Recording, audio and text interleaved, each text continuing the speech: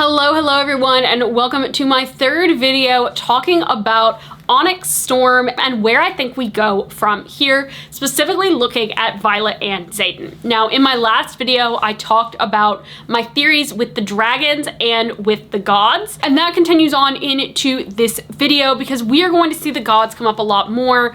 Book 3 in a 5-book series is where you pivot from what you sort of see as being the initial issue to then how you sort of see this potential issue ending and coming to a close. So let's jump right into it, talking about Violet and Xaden and these 12 missing hours and what happened with their marriage. Now, when it comes to Violet and Xaden, I'm heartbroken that we didn't get to see their marriage. I think that we will see that come up because I think that Dane is going to be able to retrieve that memory. And I think that not only is he going to retrieve that memory, but retrieving that memory is going to cause some issues, but it's also going to give us a lot of clarity into the final book. I think he's going to retrieve that memory at the end of the final book, because I think in that memory, what we see is that when they went to the temple, they bond that last piece of Xaden's soul to Violet in the Temple of Dune and commit that last piece of his soul to Dune.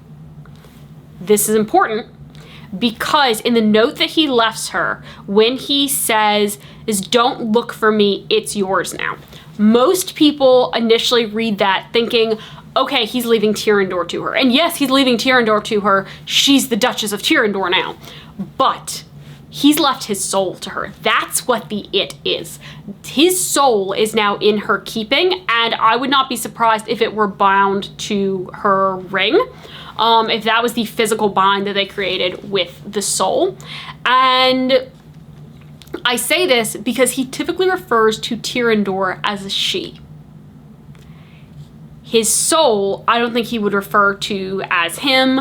I think he would refer to it as an it because it is now separate from him. That one last piece of his soul that they are going to be able to use to eventually bring Xaden back, because I do not believe that Xaden and Violet don't end up together. I think that they end up together in the end. And the way that they do that is by bringing that piece of his soul back. So I think that when they went to that temple, when they had the marriage, they bound Xaden for his life to Dune. I think that Violet is going to end up, in order to actually be able to bring him back, you've got to bring peace to war. She is going to end up committing the rest of her life to Losum, to peace, because I think that Losum is the god of peace, not the god of love that a lot of people seem to think that Losum is. And I think that in doing that, she's going to end up choosing Andarna as her dragon unknowingly, because that is going to infuriate Dune, that Dune has now allowed Xaden to come back and to be with her, and she doesn't commit herself to Dune as well. And so in that, because it says, you know, it's better to shun them all than choose one. So in that, I think that Dune will kill Terran, and that's how Terran dies. Because I think that at the end of this, unfortunately, I don't see Terran making out, just based on comments that have been made, based on the songs that Rebecca has used to describe Terran. And I hate that because I love Terran and I want Terran to make it, but I don't think Terran's going to make it. And I think that that is what's going to end up killing him and how we're going to end up resolving all of this. But there are even more important questions than this. And that is, what about all these other characters? Who on earth is it that is the brother? Now, I've seen theories out there that Liam is the brother, because they've talked about in the books on how that Basgiath, specifically the Writer's Quadrant, is a death factory. And they're like, oh, death, well, that connects to Malik. What if you don't burn all their stuff, the soul remains away from Malik and they end up becoming Venom? Rebecca has said that Liam is dead. He is dead, he is done. She killed him because he was already a perfect character with no character development. I do not see Liam coming back as a Venom. He was too good of a character, and it would undermine his death and the power of his death too much to bring him back. Another character that I don't think is the Venom brother is, I don't think that it's Brennan, for multiple reasons. One, Brennan went up to the past with Mira to work on mending her. But Rebecca has also said Brennan is not sus. That the rune on his hand is important, and I think that the rune on his hand is how Naolan ended up bringing him back. It is possible that Naolan is a Venom, but I don't think that Brennan is a villain. I also don't think that he's the brother. Because one of the big clues that Rebecca gave us during the last stop of her tour is that the brother, we need to pay attention to who's missing at the end. Brennan is not missing at the end. And I'll get into who I think the brother is, because I think it can really truly only be one of two people. When I did my initial first read of that page, in the ending I've read like 7 or 8 times. But when I did my first initial reading of that page, I thought maybe it's Dane, because Zayden says that the brother is the last person he would have expected to turn. This is where a lot of people get like the Liam theory in, because people are like, oh, like he thinks Liam's dead, but then Liam's there. I don't think that's it. I thought maybe it's Dane, because Dane is such a rule follower. Even though we see him breaking the rules at the end and like sort of going rogue, it's not Dane, because Dane is specifically called out when Zayden is doing his Onyx Storm of Shadows. Dane is called out as being surrounded along with his dragon, and so Zayden helps get Dane out of that situation. I don't think it's Dane, therefore, which kind of makes me a little bit sad, because Dane is not missing. We know where Dane is. We also know that it has to be a guy, because he calls him a brother, not a sister. So that eliminates all female characters. And then there's another important piece of information that we get from Zayden, and that is this is someone who has watched him fall for the past 5 months.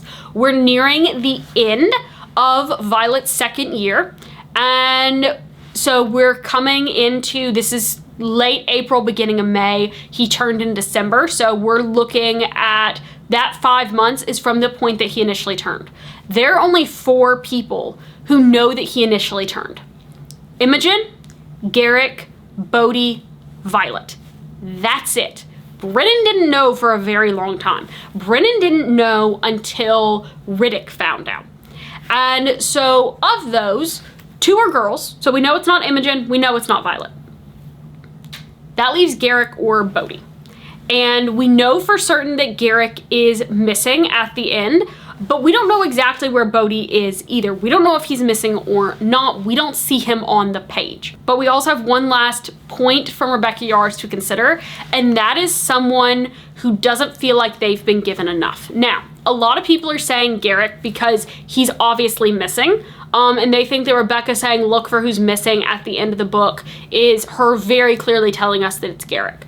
But I see no evidence that Garrick ever feels like he's not been given enough. He does say in Imogen's POV that he doesn't think that even if he traveled back to Orisha, distance traveled back to Orisha, that he would be able to then come back. He's also a distance wielder. He's going to, I think, be in the main 6. He has a brown dragon. There was comments about the brown dragon being wounded. That, again, it leads people to think maybe it's Garrick. But I don't think that Garrick's going to channel in order to distance wield more. I just don't see that as being a thing. I think that he's missing because he's the one who's distance wielding after resting. He's the one who is distance wielding the eggs to the Isles as payment for the army that's going to come and help them. And so I think that that's what he's up to and doing. Also, the fact that at the end, they talk about how the people were murdered just a couple hours ago, not at that 12-hour mark that Violet's been missing for. So I think that Garrick did what he could fighting-wise, but then I think that he rested so that he could get eggs to the Isles. And we know that one of the Isles is only like a couple hours away from the cliffs of Drayler, and the cliffs of Drayler are right there at Drathis, and so it would be very easy with just a couple hours of distance wielding for him to get to the Isles to give them the eggs for that army. I think that that's how he was being useful, is that he went back to rest to then go and get more of an army. The other point that I want to mention is that we've heard about Riddick possibly being the brother. Riddick hasn't known for long enough for that 5.5 month comment of Zayden. Also, I think that Riddick is going to be important for the story. I think that we're going to get a lot more character development from Riddick, a lot more about his backstory. And I don't think that given that he is one of Rebecca's favorite characters to write, that he is going to end up going to be villain. I just don't see that happening. Even though he's frustrated with people not taking him seriously enough, people not thinking that he's talented enough, dedicated enough, I don't think that he turns villain. I think it's Bodhi. Because We don't know where Bodhi is at the end. There is the mention of on how like he's on the ground retching. I don't think he's retching. I think that he's channeling. And I think it's Bodhi because we see several instances where he is truly living in Xaden's shadow. And he talks about how at one point he was the one who was supposed to be the rider. Like, being a rider has always been what he was supposed to do, not what Xaden was supposed to do. So he and Xaden are fighting at one point. This was back before the battle before the temple, and Xaden says, no, we aren't going to lose Tyrandor because of your ego. And Bodhi responds back, no, we're going to lose because of yours. And there are other moments where he clearly just shows that he's fed up with being in Xaden's shadow. And so I think he draws to get more power because he feels that he should be powerful enough to do what Xaden's doing, that he's the one who's supposed to be the powerful rider in the family. And I think that that's why Xaden has so much disbelief, is he's like, you're the heir, you're the one who's watched me struggle, you've watched me go through this, and for him to do that would be an ultimate betrayal to Xaden in Xaden's eyes, because Xaden would see him as someone who needs to stay and help Violet. And so he would never have expected Bodhi to follow him down that path. He would have expected Bodhi to stay on the path that he was on. Now, there are some other points that I want to point out and some other theories surrounding Violet, Xaden, Sagail, Terran that I want to talk about. First off, I think that Sagail has gone with Xaden. She has not left him. It could be that she severed the mate bond with Terran and that is why he's recuperating. But also remember, Terran was hurt in the battle. Terran could just be resting because Terran is hurt, and he is old and hurt. And he is old and hurt with his mate now so far away from him. It also could be that the bond isn't actually gone, because Sagail chose to stay and Xaden left without her. That is another possibility. And again, Terran's just resting because he was hurt in the battle. Sagail was also drastically hurt in the battle. Another possibility is that everyone's assuming that they got married at the Temple of Dune there in Tyrandor. What if they got married at the Temple of Dune over in the island, the Umbriel? What if that's the temple that they got married at? What if they owed him a favor because Garrick had already started transporting the eggs? And so what if that's the temple that they got married in? And Terran's just exhausted because he flew to an island and back being injured, and that is why he is resting and recovering. The other thing not to expect, I think in the rest of the books, I don't think we're going to see a love triangle going on. Rebecca said that she's never seen a well-written love triangle where she wasn't like, no, it's that one. You pick that one. Pick that one. And so I don't think that she's going to make a love triangle between Violet, Xaden, and Eric, between Violet, Xaden, and Dane. I just don't think that that's going to happen. And so that's another theory that I wanted to go ahead and kick out while we were on this video. Make sure to be subscribed for more. I think this is probably the last of my Empyrean videos, but I will talk more about that on TikTok. And so make sure that you're following me over on TikTok. And then my next book, I think I'm going to be talking about some different books, some different dragon books, some other non-fantasy books as I go through and read. And I'm just excited to share my literary journey this year with you guys. So with that, I hope you have a great rest of your day, everyone. Bye!